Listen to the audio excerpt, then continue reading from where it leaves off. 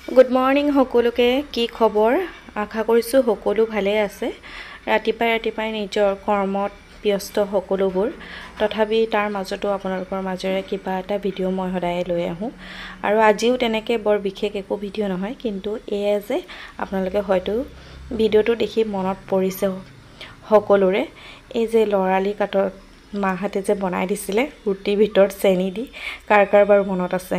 এইবোৰ দিনে ভাল আছিলে হয়নে নহয় বাৰু জনাবচোন মায়ে মোৰ শাহু মায়ে কৈ আছে মা আহিলে আৰু মায়ে কৈছে তুমি একদম আগতে সিহঁতক সৰুতে বনাই দিয়া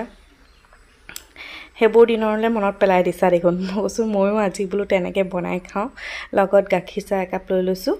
আৰু এনেকৈ খাই ভাল পাওঁ যদিও সদায় নাখাওঁ বাৰু আজি বোলো মনত পৰিলে বোলো আজি এনেকৈ বনাওচোন